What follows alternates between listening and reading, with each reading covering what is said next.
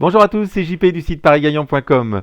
Alors aujourd'hui, une nouvelle vidéo qui m'a été suggérée par un turfiste, Philippe, pour ne pas le nommer, et qui a vu la sortie de ma dernière gestion financière Capwin et qui se demandait comment faire pour, d'une part, importer une permanence, une sélection dans Capwin, et puis du coup voir quel est le meilleur paramétrage à faire pour en tirer le maximum de profit dans cette nouvelle gestion financière, dans ce nouveau système de mise. Alors, eh bien, j'ai récupéré la permanence de Philippe. Voilà, donc ça se joue au jeu simple gagnant dans les courses de trot attelé. Et donc j'ai la permanence. Et donc, eh bien, je vais vous montrer. Alors, vous voyez que la permanence, on a la date, on a la réunion et la course, on a les numéros à jouer, hein, les numéros PMU, le nombre de jeux, donc on a 4 chevaux à jouer, on a l'arrivée, alors là il y a une petite faute, bon c'est pas grave, on s'en servira pas de toute façon, les rapports, et donc on va voir comment importer eh bien, toutes ces données dans la gestion Capwin. Alors juste pour info, a priori, de ce que j'ai compris, c'est une sélection qui est rentable dans les quintés de trot attelé. Voilà. Alors, on a la date, on a la réunion, la course, les numéros PMU, donc notre sélection de jeux, et le nombre de jeux. Donc tout ça, ça nous suffit. On va aller voir, donc là vous avez l'interface, on est sur la page bilan. On va prendre le premier onglet de la gestion Capwin. Alors vous voyez que c'est vierge, hein, ça c'est donc quand vous faites l'acquisition de Capwin, vous avez plusieurs fichiers, notamment les fichiers exemples et sélection rentable, et aussi vous avez un fichier vierge avec les 20 onglets qui sont ici et qui sont complètement vides, et donc vous pouvez comme ça tester eh bien jusqu'à 20 sélections dans le même fichier. Alors on va prendre tout de suite la sélection. Alors regardez, ce que je vais faire, c'est très simple. Je vais prendre les 4 premières colonnes parce que ce sont ces 4 premières colonnes qui nous intéressent. Vous voyez, je garde mon clic gauche enfoncé pour prendre toute la sélection. Je fais un CTRL-C avec le clavier. CTRL-C, je viens me mettre sur la première ligne, vous voyez, en décès sur la première ligne, là où il y a la date. Et je fais un clic droit et je fais collage des valeurs. Vous voyez, option de collage et je fais valeur. Et hop, et voilà.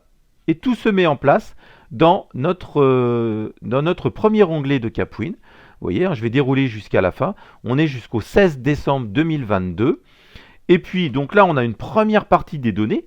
Vous avez la date, les infos jeux, la sélection, donc vous avez tout, et le nombre de jeux. C'est le minimum qu'il nous faut pour démarrer notre permanence dans Capwin. Et puis, ce qu'il nous faut, puisqu'on va tester, il nous faut aussi les rapports. Alors, vous voyez que la partie arrivée de ce qu'avait mis Philippe là, on s'en fiche un petit peu parce qu'on va récupérer uniquement les rapports, c'est-à-dire est-ce qu'on a eu des gains, est-ce qu'on n'a pas eu de gains, voilà, donc tout est pris. Donc on fait la même chose, vous avez vu, j'ai sélectionné la colonne, CTRL-C, vous voyez CTRL-C, on a des petits pointillés qui tournent là autour de notre colonne.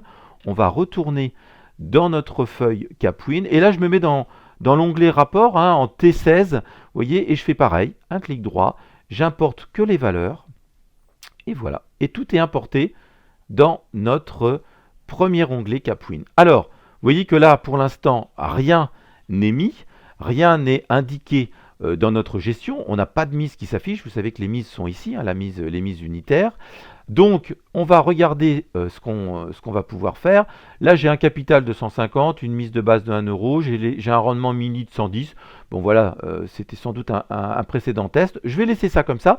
Et vous voyez que pour que tout s'active dans la gestion Capwin, vous le verrez dans les vidéos de présentation et tutos que j'ai mis en ligne, eh bien, on est obligé d'indiquer les écarts que l'on souhaite jouer. Alors, là, ce qui est intéressant, c'est que lorsqu'on va dans notre zone de statistiques chiffres clés, lorsqu'on a importé notre permanence comme on vient de le faire, tout de suite, on sait que notre écart max, ça a été de 11. On a une indication, l'écart max de 11, on a une indication également sur la réussite, 37-40.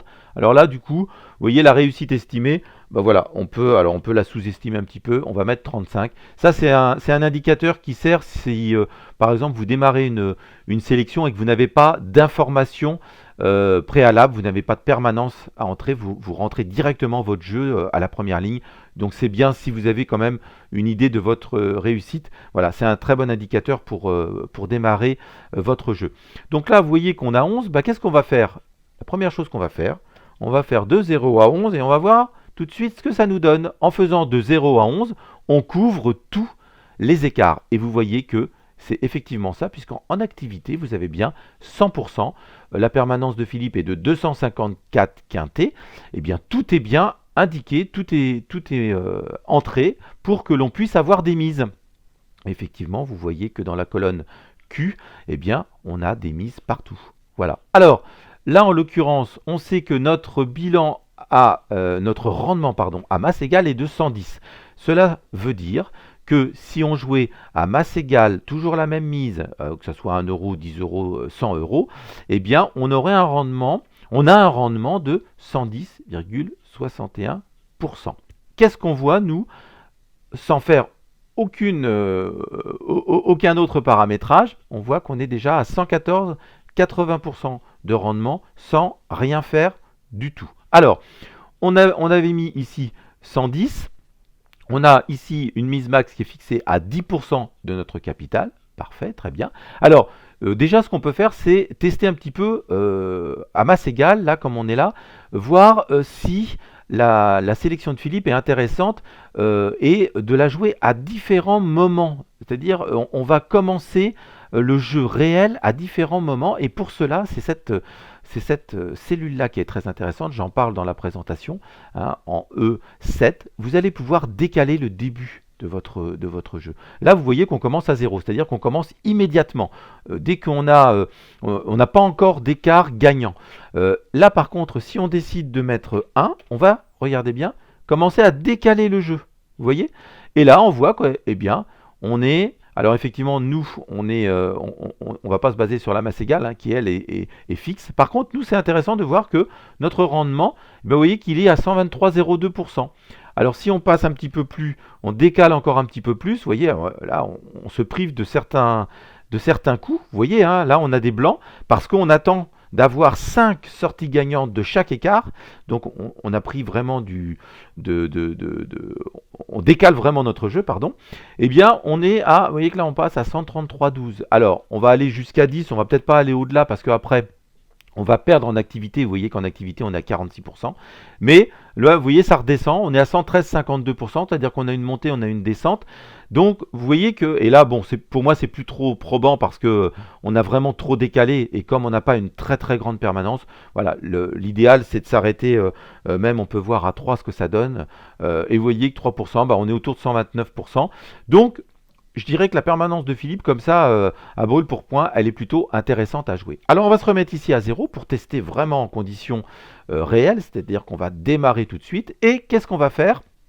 Eh bien, on va voir si on peut améliorer un petit peu ce rendement de 114,81. Alors, il y a un autre indicateur qui est sympa, c'est celui-ci. Vous voyez que l'écart moyen, il est de 1,60. Alors, moi, ce que je pense faire, c'est, on va voir après, mais vous pouvez déjà tester les écarts 0. Et voilà, c'est ce que je pressentais.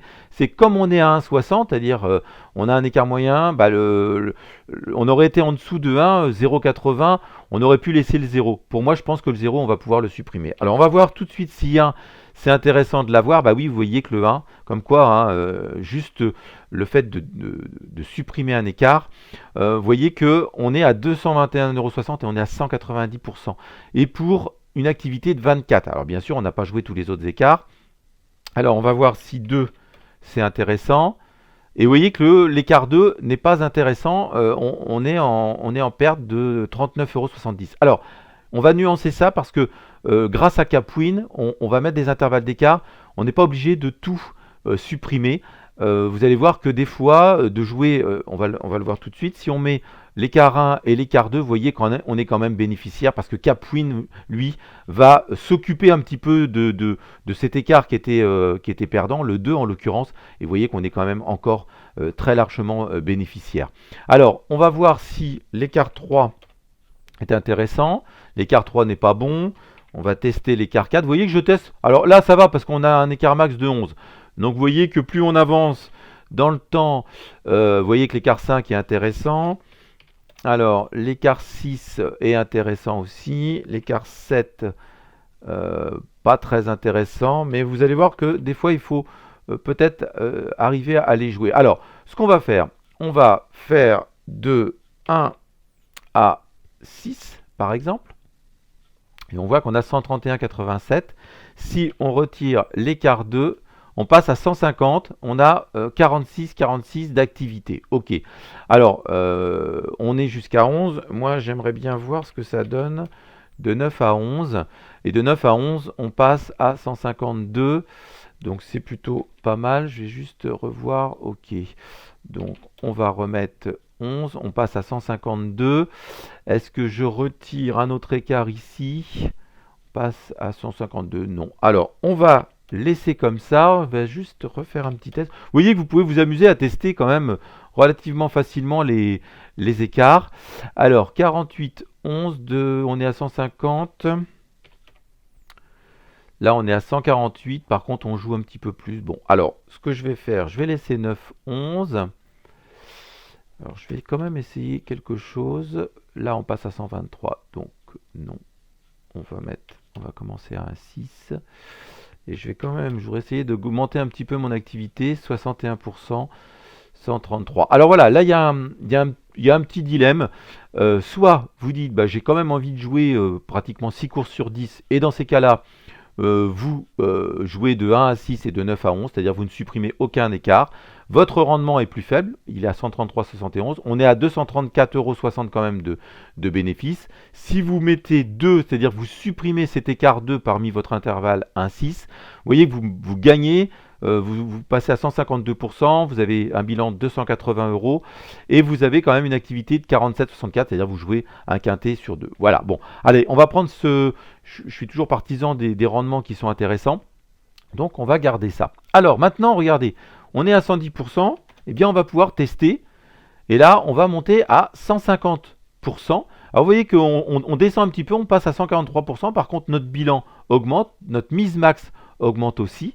Alors on va voir, là on peut se permettre le luxe d'augmenter très outrageusement le rendement, puisque en fait on est dans le du test, donc c'est pas très grave. Vous voyez que je l'ai passé à 200%. Alors qu'est-ce que fait Capwin avec 200%? Eh bien, regardez la courbe, regardez le rendement, on passe à 157,26 et notre mise max est de 40 €. On a toujours la même activité, hein, on est bien d'accord. Par contre, notre bilan est de 529,10 €. Donc là, vous voyez que on a mêlé un rendement qui est très fort, une capitalisation intrinsèque, parce que la capitalisation fonctionne toujours dedans. Et puis, bah, vous voyez que ça monte quand même relativement vite. Et on a, alors c'est vrai que la permanence là de Philippe est plutôt intéressante. Alors, on va descendre, voir en bas comment ça se passe. Alors, qu'est-ce qu'on pourrait faire pour augmenter un petit peu ça? Si par exemple on passait à 15%, bon bah vous voyez on est pareil là, en fait il n'y a pas besoin. 25%, vous voyez qu'on baisse un peu en rendement et on monte à 80, donc c'est pas forcément bon. Donc vous voyez là, c'est pas la peine d'augmenter la mise max. On peut la laisser largement à 10%, c'est beaucoup plus intéressant pour nous. On peut peut-être même descendre, c'est-à-dire qu'on va descendre peut-être un peu notre bénéfice et notre mise max. Alors on va se remettre à 10 pour voir. Vous voyez, oui, on passe à 40, moi je laisserai à 10. Voilà, je laisserai à 10%. Quelque chose qui peut être intéressant, c'est de dire, tiens, on va tester à 20 € de mise max d'emblée. Bon, non, là, c'est pas intéressant. Et si on met 10, est-ce que ça va faire quelque chose de mieux? Non. Donc là, on va supprimer la mise max en valeur et laisser plutôt la mise max en pourcentage. Voilà.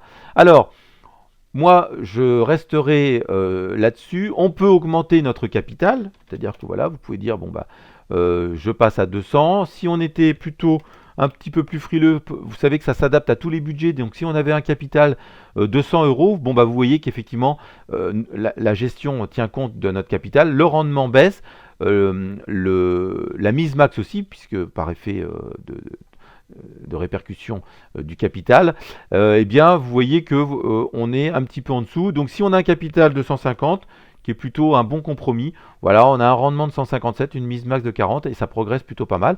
Mais on peut aussi très bien dire, bah, qu'est-ce que ça donne avec 500 €? Alors vous voyez que on a 153 de rendement et on a un bilan de 578,10 €. Voilà, donc ça progresse toujours. Donc c'est plutôt relativement intéressant de jouer cette permanence. Voilà, je vais me caler sur 150 €. Voilà, donc c'est une démonstration très pratique sur une permanence délivrée par Philippe.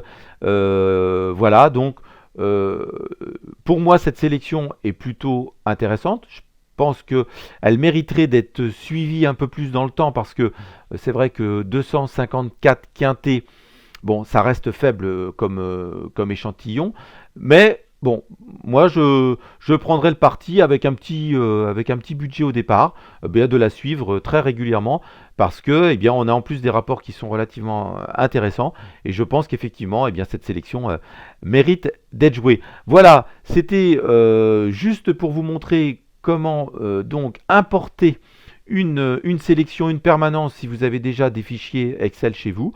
Vous voyez que en quelques minutes avec Capwin, non seulement vous savez si votre sélection est rentable, puisque vous avez tout de suite les informations qui s'affichent ici, vous avez la possibilité de jouer sur la gestion des écarts pour améliorer encore cette permanence, et surtout de voir si en fixant, vous voyez là on est à un rendement de 200%, de savoir si on peut pousser dans ces derniers tranchements cette gestion pour savoir jusqu'où on peut aller avec Capwin. Voilà, je vous remercie pour votre attention sur cette vidéo. Je vous souhaite une très belle journée et je vous dis à très vite. C'était JP du site parisgagnant.com.